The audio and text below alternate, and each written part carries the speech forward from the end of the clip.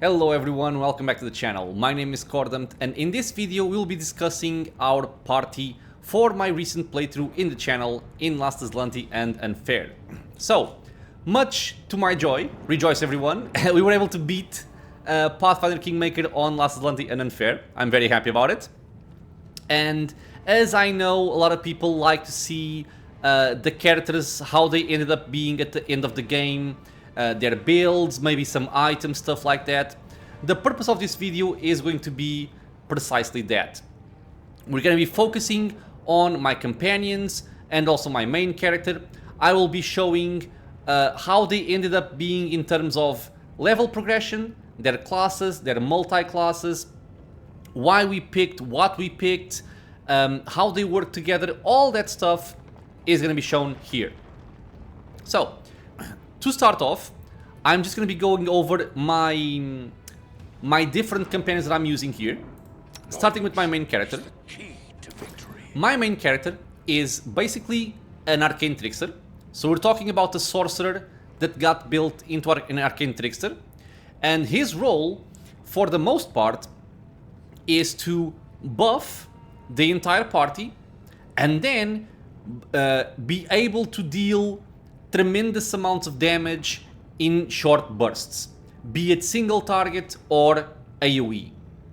That's the role of this character. Then we can also go for my mercenary, Cordampina. She is an easy one to understand. She is an Ecclesiturge, which is basically a cleric. The role of this character is to buff my entire party.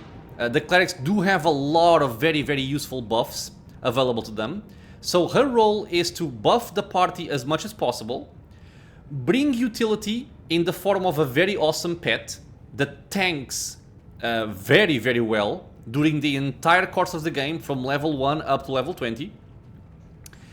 And she also doubles as a damage dealer to a certain extent. She will never do as much damage as a dedicated damage dealer, of course, with a bow.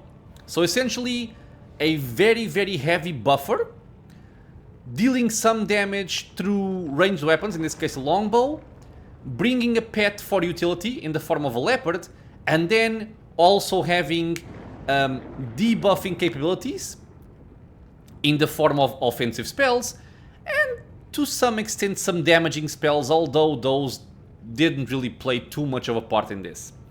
Not only that, and I will explain in further detail once we get there, she also brings to the party two domains.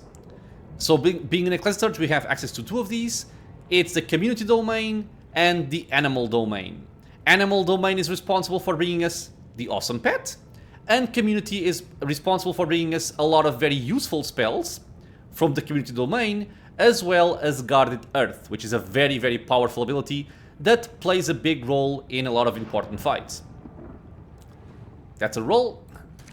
Then we move up to Valerie, one of the first companions we get in the game. The role on Valerie here is to not stray too far from what she was initially.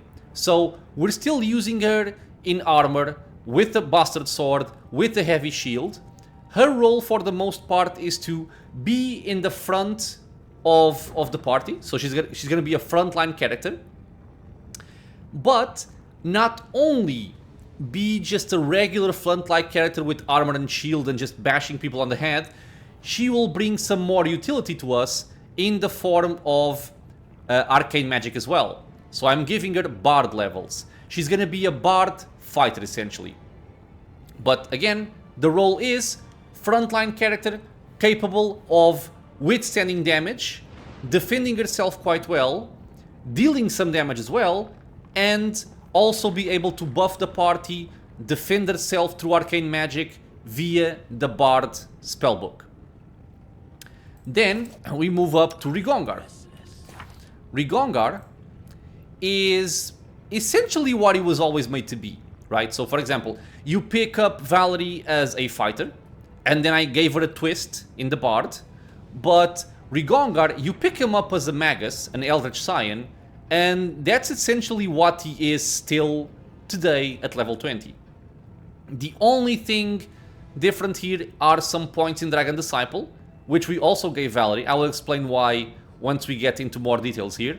But for the most part, the role of Rigongar is also a sturdy frontliner. He will be able to defend himself through high AC coming from armor, so basically items, and also from arcane magic, very important. And he is also able to deal a lot of damage through a lot of strength, a lot of very good weapons, spells, stuff like that.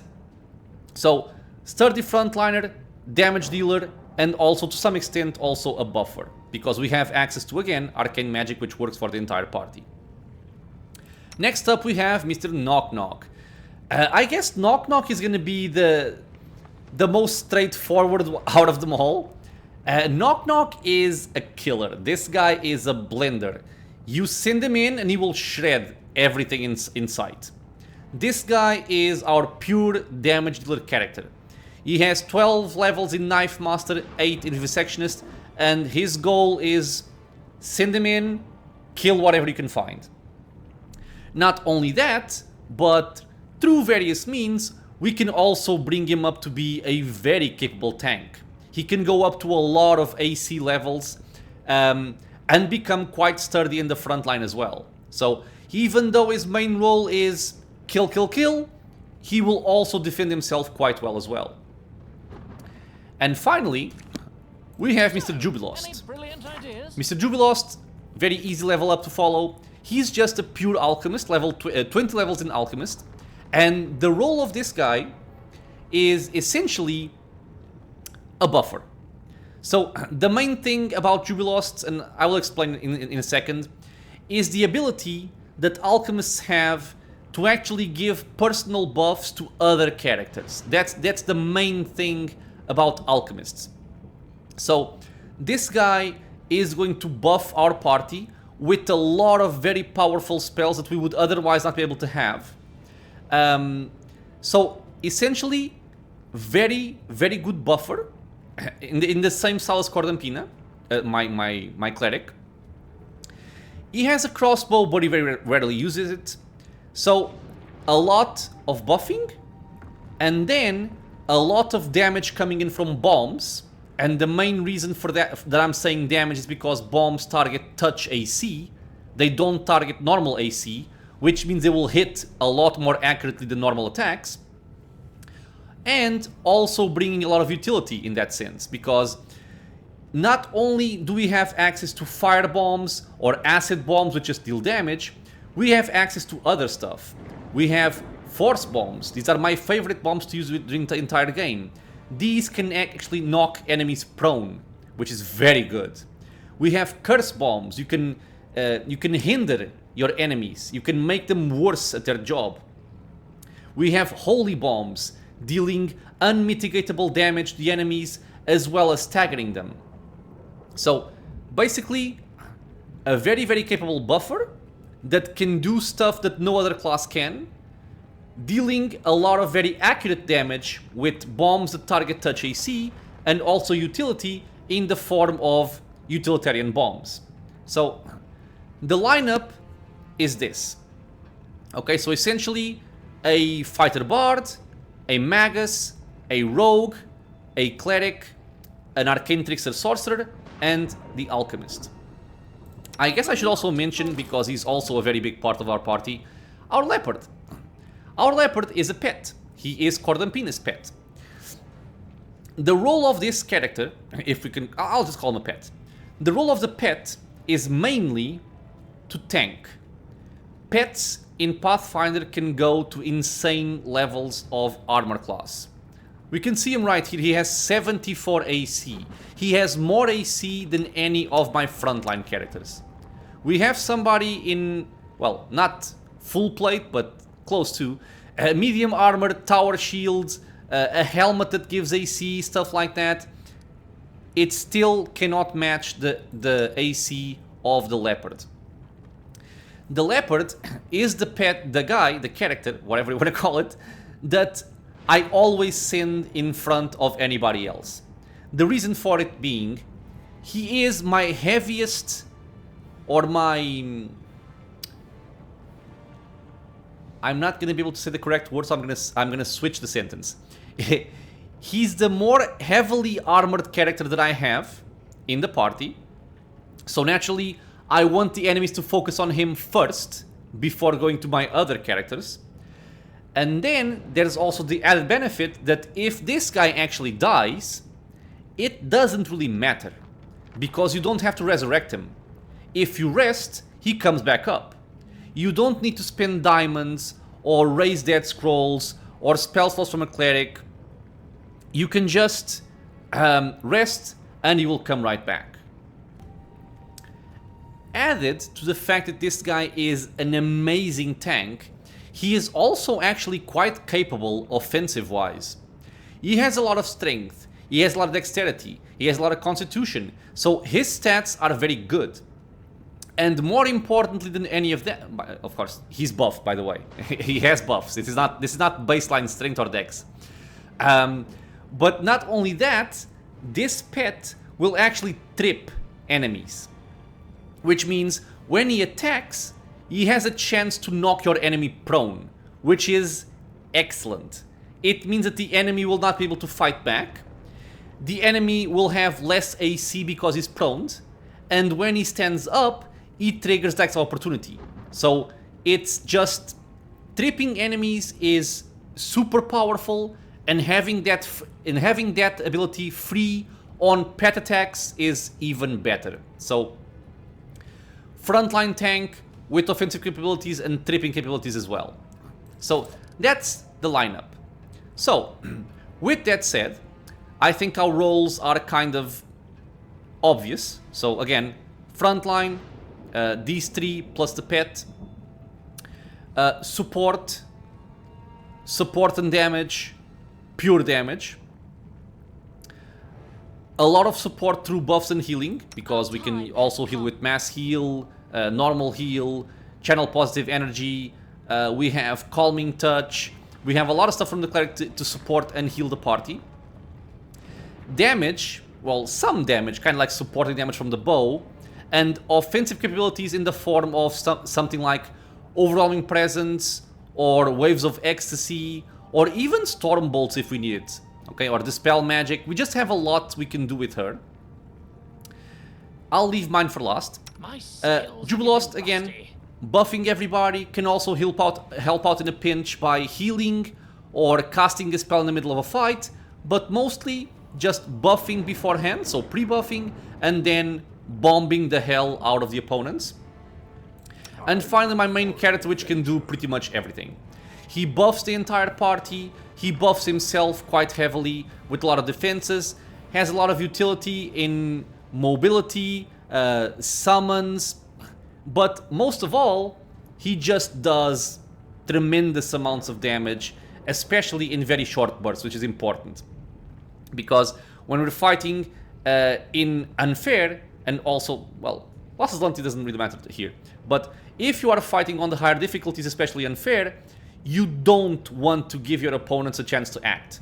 Or if they do act, make sure that you are immune to it or heavily protected, and make sure to kill them just as quickly as possible. And that's his main role. So, now that we have our roles established, let's look into how we build our characters. So, starting with my main one. The final look of my class is 1 level Vivisectionist, 9 Sorcerer, and 10 Arcane Trickster, not leveled up in this order, okay? We basically start with Vivisectionist to get access to Sneak Attack and a bunch of other cool stuff, and as a prerequisite for Arcane Trickster, because we do need, as we can see here, Sneak Attack and Trickery, Mobility, all that stuff, which I got from Vivisectionist. Then I put some points into Sorcerer to unlock the next tier of prerequisites, in this case, ability to cast arcane spells of 2nd level. And then I went 10 levels in Arcane Trickster, and then I filled the rest in Sorcerer. So looking at what we had here. Level 1 Vivisectionist, I basically took the necessary stuff to be able to deal damage from range. So we take point blank shot and precise shot, because if we are shooting a crossbow, or more importantly, if we are shooting ray attacks like Scorching Ray or Hellfire Ray, we do need point blank shot and precise shot to both get a bonus in our attacks and to mitigate the penalty that you have by default if you are shooting into melee. Okay, so very important start here. Then we took, let me see here, on Sorcerer, we took Spell Focus and Evocation. This is a feat that the Sorcerer line is going to give us. And we also took Improved Initiative later on, because we don't really need anything else especially here. Spell Focus Evocation, because most of the spells we use, our damaging spells, are evocation based. So Storm Bolt are evocation, Chain Lightning is evocation, Hellfire Ray, Scorching Ray, Fireball, Controlled Fireball, Fire Snake, all that good stuff is evocation. And Spell Focus allows us to make it harder for the opponents to save against our spells. That's why we're taking Spell Focus here in evocation. The other thing to mention about Sorcerer here is that I took the Draconic Bloodline Red specifically for a reason, because you can pick multiple of these. And the reason why I go for this one is because we have access to Bloodlight Arcana Red. What this does is, whenever you cast a spell with fire damage, that spell deals 1 point of damage more per die rolled. One thing to note here about die rolled is that if we look at the spell, let's say for example Fireball.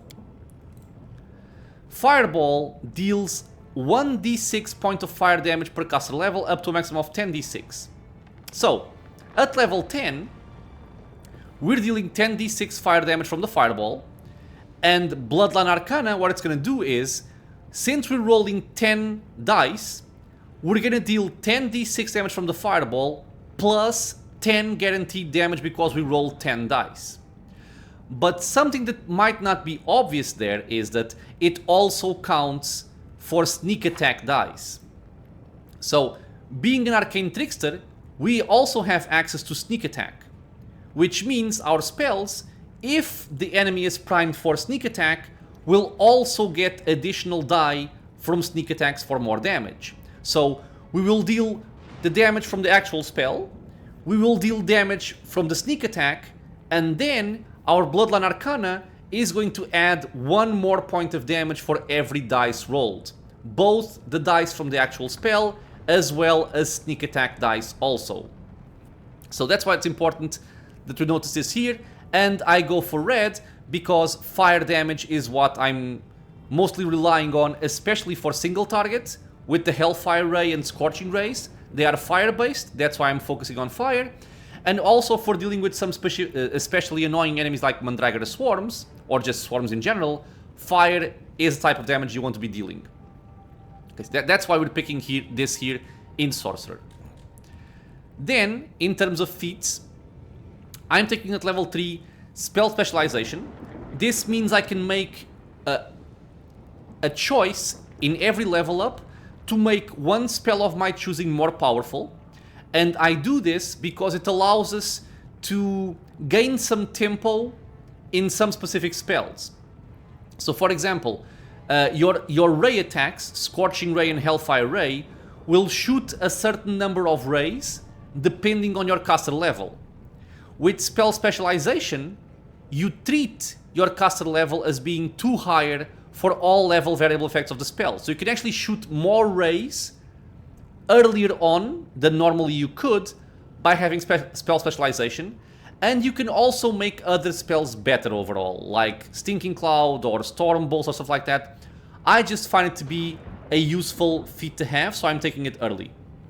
And early on, I basically have this, I think, on Magic Missile, which just shoots out more magic missiles. It can be quite useful early on. Well, it's useful the entire game. Other than that, on level 5 we take Accomplished Sneak Attacker. This is mostly because it's a prerequisite for Arcane Trickster. So my guess is Vivisection is level 1, and then we take 4 levels in Sorcerer up to level 5 where we get Accomplished Sneak Attacker, and then we start putting points in Arcane Trickster.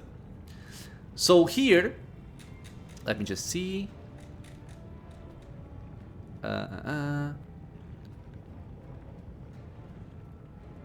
Okay, so from here I'm getting Spell Focus Conjuration and then Greater Spell Focus Conjuration. And the reason for this being that not only am I using very powerful evocation spells, and that's my main focus, right? I want to deal damage with evocation spells, but something that's very, very important and very, very powerful during early game, mid game, and even up to end game is to disable your opponents with disabling spells. Conjuration offers you a lot of very good stuff. So, for example, even the lowly Grease spell is very handy. It's Conjuration.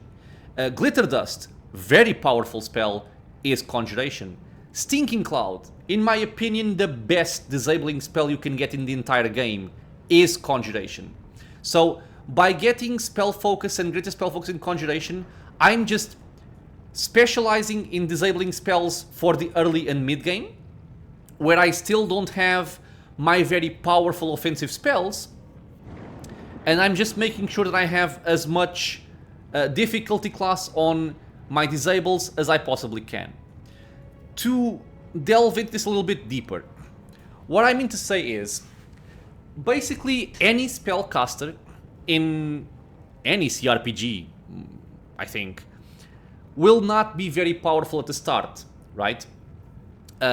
Early on, you can cast Magic Missile, you can cast Flame Arc, you can cast Fireballs. Okay, sure, you have some cool spells, but it's nothing that powerful.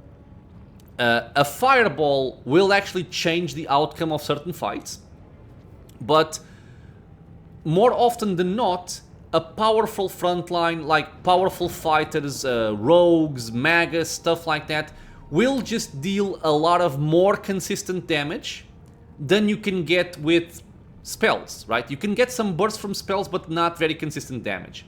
So I prefer to focus on buffing and debuffing the opponents as well with my spellcasters early on, and then once we get to specific levels where we get some higher level damaging spells and we have some more gear and some more feats, then I kind of swap over from control to just killing power.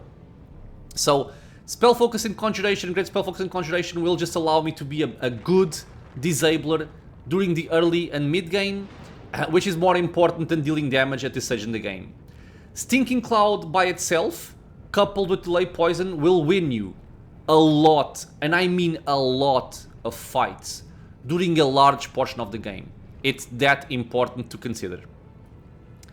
Then I took Heightened Spell. This is something that I usually take, but I end up not really using as much as I possibly could.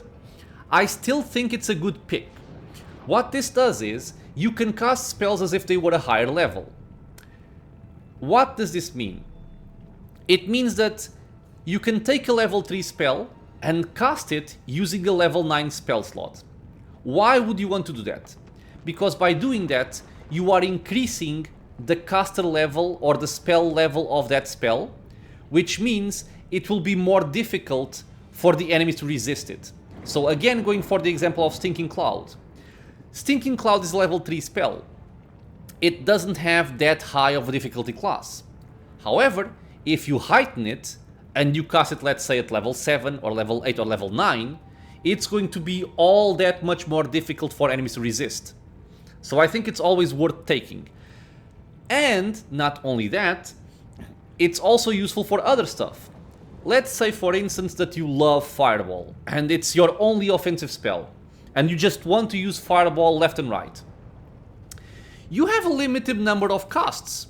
Okay, so level 3 Fireball, you have 9 casts. But by having Heightened Spell, it essentially means that you have 9 plus 9 plus 9 plus 8 plus 8 plus 8 plus 6 casts of Fireball. Because you can always cast Fireball at level 3, and you can heighten it and cast it as level 4 or 5 or 6 or whatever you need. Okay? And even if we're not talking about offensive spells, if I just need more Stinking Clouds, I can heighten them. Do I need more uses of haste? I can heighten haste. Displacement, same thing. whatever you need.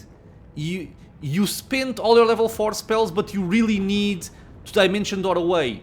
You can heighten Dimension Door or animate that. So it's basically just giving you a lot more costs of your favorite spells in case you need them. And this is useful for essentially any class. A wizard, a sorcerer, a cleric. I think those would be the main ones, but anybody able to cast heightened spell is a good choice. I end up not using it as often as I should, but I still think it's a worthy pick. Though you could pick something different here, to be honest. Like, for example, skill focus in persuasion. Okay, why am I mentioning that? Because in Pathfinder Kingmaker, as you know, or you might know, there is a lot of experience to be gained via skill checks. And especially persuasion skill checks. There's a lot of skill checks to do that will give you tremendous amounts of experience. You can level up a lot just by doing skill checks. So I do think it's worthy on a character like, for example, a sorcerer, where my main stat is charisma, and I'm focusing on persuasion. If you get skill focus in persuasion, you're just gonna add even more bonuses for your persuasion skill. Or, you know, if you are focusing, for example, on trickery, you can also do that, right? Whatever you need. A skill focus would also not be bad here. Sorry, here. After that, I keep on going for greater spell focus evocation, because at this point in time is where I start doing the switch from being a pure control caster to actually a more offensive caster, so I want more spell focus in evocation. Then I go for elemental focus fire and greater elemental focus fire, again to increase the difficulty of our fire dealing spells, just make it harder for the enemies to resist them. And to top it all off, I go for improved critical in Ray, because my highest single target burst damage comes from Ray attacks, like Scorching Ray, or Hellfire Ray especially. This deals insane amounts of damage. So by going for improved critical, it just means I can crit more often with my Rays than otherwise I would be able to. Okay, so that's essentially the level up. Start Vivisectionist, get levels in Sorcerer until you have the prerequisites for Arcane Trickster. Move up to maximum level in Arcane Trickster, so basically go to level 10 Arcane Trickster. Main reason is getting surprise spells, which will just mean that all of your spells are now able to deal sneak attack. Even AoE ones like Fireball, Chain Lightning, Storm Bolts, which we use a lot during the course of the game. So very, very powerful abilities here. But overall, yeah, this is it. Looking at the spellbook, which I think is also important. From the Alchemist, I took these three because you have to take them. I never really used them. If I were to use something from here, it would be True Strike. Because something very powerful for you to do, if you don't have a lot of attack bonus, and you want to hit your enemies, is something like a lesser Quicken Rod to quicken a spell. So you can quicken True Strike, giving you essentially a plus 20 insight bonus on your attack, and then in the same round cast Hellfire Ray or a Scorching Ray. It will just mean that you have a lot higher chance to actually hit the enemies by using True Strike. So it's a powerful spell. I didn't actually need it because we had a lot of attack bonus, but if I did, I had access to it through here, and also from my Sorcerer list. So level 1 Sorcerer spells, I take Grease for control purposes. Again, like I said, early on in the game, I am mostly controlling the battlefield, and Grease is the best option you have for that at level 1. I take Burning Hands strictly as a low-level spell to use. I don't ever use this after a couple of levels. It's only really for the first levels of the game. Mage Armor can always be very powerful because it will give you a +4 armor bonus to AC. This is good for anybody that doesn't use armor. So a wizard, a sorcerer, an ecclesiarch, a pet, very important here, a pet can benefit from this. So being able to give somebody +4 AC just like that is a very powerful thing. Magic Missile is the basic damaging spell. It's a very cool spell because it can never miss. It deals force damage, which is not commonly resisted, and it scales as you level up. So a very cool damaging spell, can be very useful early on. Top pick. Shield, again, one of those choices that it's very, very powerful as well. It's a personal spell, this one. Lasts for a bunch of time. It will just give you a +4 shield bonus to AC. So if you are a character that doesn't use a shield, like my Sorcerer, just having +4 AC from here is very good. And True Strike for the reasons I mentioned. Level 2 I go for Glitter Dust. It's important because you can reveal invisible enemies early on, and you don't really have another option to do it early on except Glitter Dust. But even more powerful than that is that if the enemy fails the save, and again this is a conjuration spell, also another reason why it's important to have spell focus in conjuration, or at least why I like having it. If they fail the save, they get blinded. And a blinded enemy will have more trouble hitting you, and not only that, but you are attacking him with advantage as well. You are primed for sneak attacks, you are targeting flat-footed AC. There's just a lot of very powerful stuff you can do if you apply Glitter Dust on somebody. Mirror Image I think is fairly straightforward. This is just a very, very useful defensive spell. Gives us a lot of defenses here. Scorching Ray is our main early game high hitting spell. You can shoot several rays, they will all deal decent damage. Being a ranged touch attack, it will add your sneak attack damage before you have surprise spells. So it can actually deal a lot of damage early on. Very cool, very useful spell. Since Vitals, useful throughout the entire course of the game, but more so at the end. It will basically just give you extra sneak attack die, just more damage. Burning Arc, very good spell for the same reason as Magic Missile. It can never miss. You targeted someone, it will hit. They can save and take half damage, but it is essentially a guaranteed hit, which can be very powerful. And it's also kind of AoE, because it targets multiple enemies. And then we're taking Resist Energy here. I think this is coming from our bloodline. You can just resist an element. Fairly straightforward. On level 3, the all-important Stinking Cloud. The spell for disabling enemies in an entire screen. This spell is very powerful. It forces a lot of saves. Enemies within the cloud constantly have to save, and if they fail just once, while they're in the cloud, they are always disabled. It's a poison spell, which means that with a level 3 spell from a cleric also,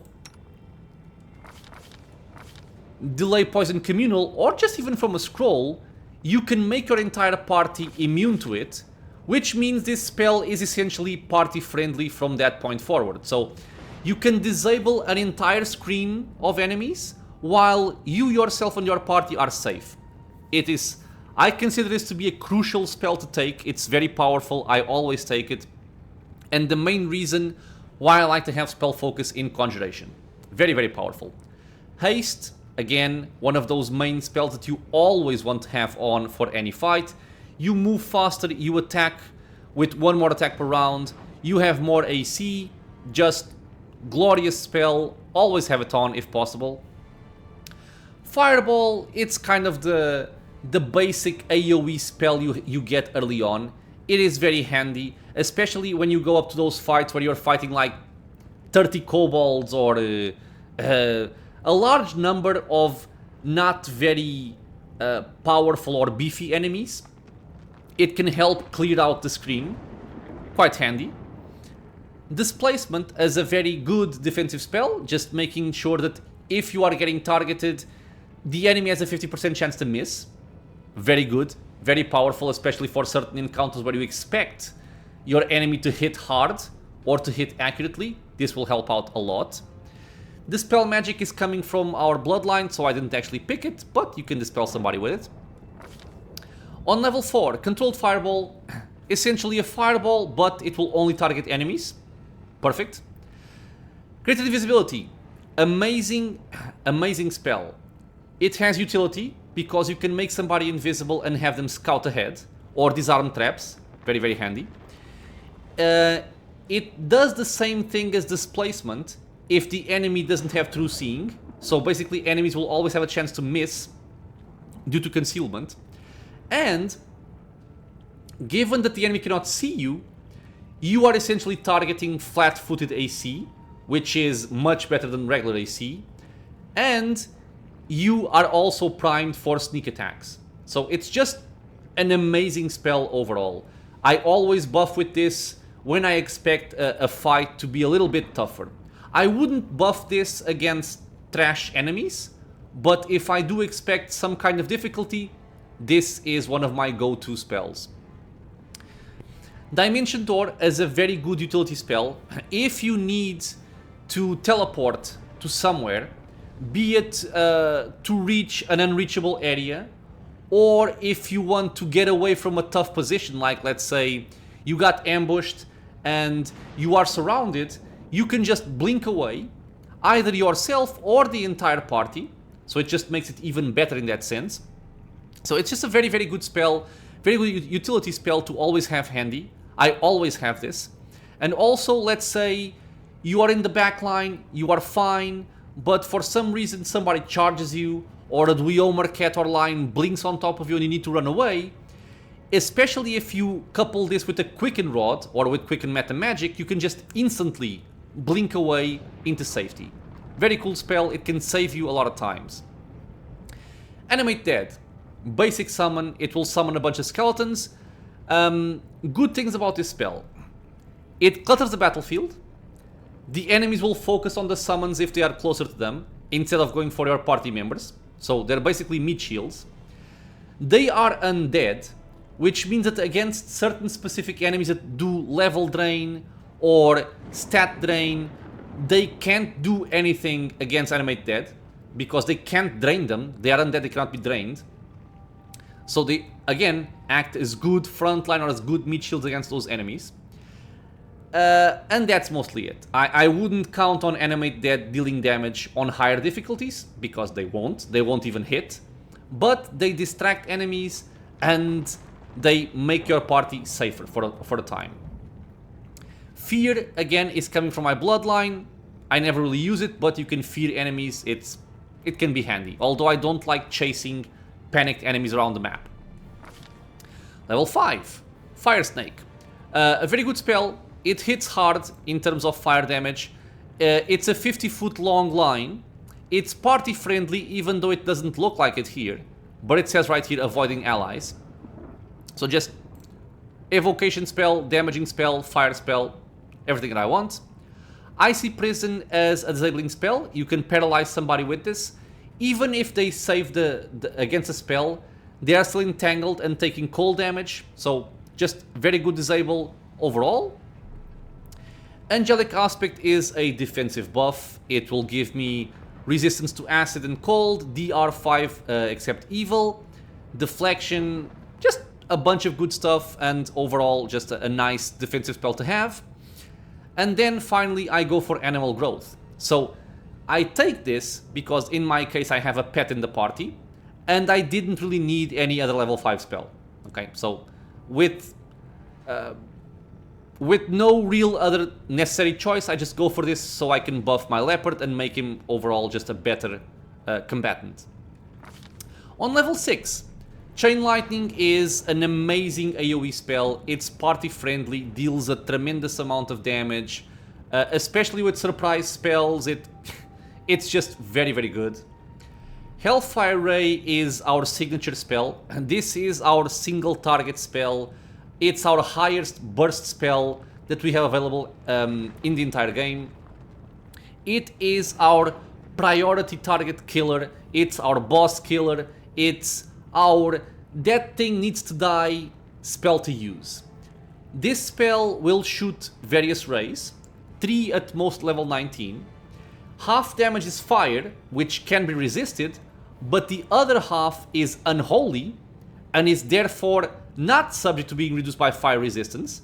And I don't think any enemy can actually resist unholy, so it's basically guaranteed damage. It will proc sneak attacks. It's just... it's tremendous amounts of damage. It's very, very good. And finally, I went for Sirocco, mostly just try it out, because I don't usually pick it, because I don't have selective meta magic. Since this also hits my party, I never really end up using it except like once or twice, and I wouldn't take it. Honestly, I wouldn't take it again. I don't find enough reasons for it. Although I would say, if you are playing on turn-based, you can get a much better control on something like this, so it can actually be a very powerful pick. In real time with pause, I would say I don't really bother too much with this. Level 7, we get the all-amazing Legendary Proportions buff. This is my first pick here. It will buff a friendly creature with the cost of a material, Dinosaur Bone, but you have enough of these for the entire game. And what you do is, you increase the size of the target. The target gains a +6 size bonus to Strength, which is a lot. A +4 size bonus to Constitution, also a lot, and it stacks with most things because it's a size bonus. Gains a +6 bonus to Natural Armor, so very defensive property as well. And DR10 also. All amazing stuff in a single buff. You will also deal more damage because you are enlarged, which is just even extra bonus on top of it all. Very powerful buff. I would always take this on at least somebody in my party. Waves of Exhaustion is my other pick. I don't end up using it as much as I could, but it's still an amazing spell. It's amazing because it cannot be saved against. If you hit somebody with this, they will be exhausted. And exhaustion is a powerful debuff, right? The enemy will move slower, it has less strength, it has less combat capabilities. So you can affect an entire screen of enemies with this, applying a very heavy penalty that cannot be saved against. That's the main reason why I like this spell so much. Pay attention though, it's not party friendly. That's why I don't use it as much as I should. And finally, Firebrand. It's kind of optional, this one. All allies will become immune to my fire damage, and they will also deal an additional 1d6 points of fire damage on hit with their weapons. It's a minor buff, but sure, it's cool. And they can also expend the buff to deal, or to use a ray attack, which I never really use. It's mostly to make them immune to my fire damage and get some more points of damage on their weapons as well. Level 8, Stormbolts, another very heavy hitter. It is party friendly, centered on the caster, that's the dangerous part here. It will basically burst around you. It will deal 1d8 points of electricity damage per caster level, max 20d8, so very heavy hitting, AoE, party friendly, and you can also stun the enemies for the entire round. They can save against it, that's why we try to make evocation spells as hard to resist as possible, but very, very useful spell all around. Then I take Sea Mantle. It's a very good buff, defensive buff. We get a lot of AC from cover bonus, which stacks with pretty much everything. Bonus to reflex, immunity to fire, and that's basically it. Just overall a lot of AC. And then Angelic Aspect Greater. Defensive buff, once again. The main purpose of this is you become immune to acid and cold. That's the main reason here. Because we're also taking Fiery Body here on level 9, which makes us immune to fire, plus a couple of other buffs, but it will also make us vulnerable to cold. So couple this with this, and the downside of Fiery Body is negated by this immunity here to cold. So level 9 spells, I can start with this one. Fiery Body, very awesome spell. It will make us immune to fire, as I said. So, handy. You even heal from fire damage, which is cool. And you are immune to blindness, critical hits, ability score damage, disease, electricity, poison, and stunning. So, all amazing buffs that you can have. Acid resistance, and then the downside is cold, which we negate with Angelic Body, with Angelic Aspect.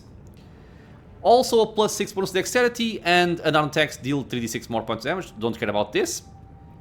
Also important, fire spells you cast have their save DCs increased by +1. Very good for our spells, since we are focused on fire. And then Foresight. Amazing buff. You can target a friendly creature, which we do, mostly my frontline. And what this does is, you are never flat-footed. So, even if you start a fight and your initiative roll is very low, if the enemies hit you before you have a chance to react, you are never caught flat-footed. So they are never targeting your flat-footed AC, which is very good. In addition, I think you are also immune to sneak attacks. I think. It will also give you an additional +2 insight bonus to AC, which is the type of bonus that you don't really get otherwise. Unless with some very rare items. So, very, very good spell for my entire frontline. In terms of items, I'm thinking that this video might be a little bit too long. I might have to make a video for each of the characters, I don't know. For items, I just have a hat giving me a lot of stats. So +8 to Intelligence, Wisdom and Charisma. Absolver's Cloak, which you can get at Rushlight Tournament since we are lawful good. It gives us +4 deflection to AC, saving throws, persuasion skill checks, which is very handy, and +1 bonus to AC against evil line creatures. Ring of Circumstances, which is always very, very good. Circumstance bonus stacks with everything else. And I use it for... where can I see it? For a Charisma bonus, Dexterity bonus, Skill check bonuses, and also Spell DC. I could swap this skill for saving throws, would also be useful. We have Great Dreamer Smile, giving us a +2 luck bonus on attack and damage rolls, saving throws, skill checks and spell penetration checks, and also immunity to curses. So overall, very useful ring. Braces of Armor +8. Since we don't use armor, this is gonna give us +8 AC. Very handy. You can even see my AC right now is 59 throughout all of our buffs and our items. A very important item for this particular build as well, Amulet of 4 Elements coming from the Artisan Mim, the Jewel Crafter. Whenever the wearer of this amulet casts a spell with Fire, Electricity, Cold or Acid descriptor, that spell deals 1 more point of damage per die rolled. Again, this stacks with Bloodline Arcana Red. Very, very powerful. We have the Ambrosial Attire of Arcane Annihilation, also from an Artisan. This is the masterpiece from an Artisan. It gives me a 4 bonus to attack rolls with Ray attacks, which is our main spell to use, +1 damage per dice to Fire, Acid, Force, Cold, Electricity. So again, the same effect as this one, and the same effect as the Bloodline Arcana. So very, very good. It's just more guaranteed damage. And a +4 bonus spell penetration. Just everything good stuff here. We have a Belt of Physical Perfection +6, so +6 to Strength, Dexterity and Constitution. We have, again, important item, Death from Afar, giving us +4 bonus to rage attacks, which also counts on our Hellfire Rays. And finally, Owlbear Skin Boots, granting us immunity to slowing and paralyzing effects, entanglement and difficult terrain. So I would say that for this particular build of the Arcane Trickster with Ray attacks, the more important stuff here really is Great Dreamer Smile for attack bonus, the Amulet of 4 Elements for more damage per die, the Ambrosial Attire of Arcane Annihilation, again for the same reason, more damage per die, Death from Afar, more attack bonus, and then mostly Rods. Rods will do a lot for your spellcasters. A lesser Quicken Meta Magic Rod can enable you to cast 2 spells per turn. In this case up level 3, but still good for Magic Missiles, for Mirror Images, for Scorching Rays, for Stinking Clouds, Fireballs, all that good stuff you can quicken. For the same reason, a Greater Quicken one allows us to quicken up to level 9 spells. Amazing. Rod of Power Source basically empowers our spells and also adds a +4 bonus to Conjuration School spells DC. So again, very, very awesome for our Stinking Clouds and other Conjuration spells. We also have a greater in power Battle Magic Rod just for more damage, and the all-important Grandmaster's Rod. This is also one of the more important items for this build.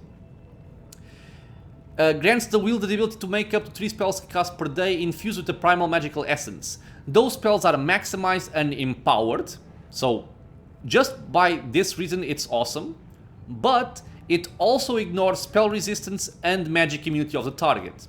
So if you want to make sure that your spells will land and deal tremendous amounts of damage, this is the rod to use. So again, this is the masterpiece from an artisan. Very, very cool to get in this build. The other rod I would love to have is the Rod of Flaming Vengeance, which is given by the same artisan that gives us this one, Arlene. Sadly, we didn't get it. What that rod does is it converts all types of damage that you deal with spells into fire. So your Bloodline Arcana gives the +1 bonus per die to Chain Lightnings, for example, which is just very, very awesome. It will also, I think, maximize your spells, which is also great. So I would love to have it. Sadly, I don't. For weapons, I'm only using here the Lightning Duelist and the Arcane Protector. The reason for this is quite simple. I never use these for combat. The reason why I have them is we get insight bonus to initiative rolls and also some dodge bonus to AC. And on the Arcane Protector, we also get a +3 dodge bonus to AC and immune to Nauseated. So these are essentially stat sticks. Initiative is quite handy for a spellcaster. If you can get your spells off before the opponents can act, that's all the better for you, right? You can disable them. You can straight up just kill them before they can act. And we can get that coupled with some more AC on the Lightning Duelist. And this one, again, just more AC and immune to nausea. It's just extra gravy. So this is our main character. I was thinking about doing a video showing off everybody. I think I'm gonna leave this one dedicated to my main character because otherwise it's gonna be a very long video. So yeah, this is the role of my main character for this party. The guy we built and leveled for the entire playthrough. This is what he used. I showed my spell book as well because again, sorcerers can only select certain spells during the level ups. These are the ones I consider to be the best ones. And also our class progression in terms of levels as well as feats. So I will make a separate video either for all of my companions or for each of them in individual videos. I'll see about that. For now, my friends, I will end this one. As always, I want to thank you all for being here on the channel with me, watching some Pathfinder Kingmaker. I hope you guys enjoyed this explanation video over our party and our main character. If you have any questions, suggestions, anything at all, something you didn't understand or want to know better, leave a comment below. I would love to read it and interact with you guys. If you enjoyed this kind of content, consider subscribing for more. Many more videos coming out soon, especially one with the other builds as well. And it's also a free and easy way to support the channel. I hope to see you all in a future video, and until then, stay safe everyone.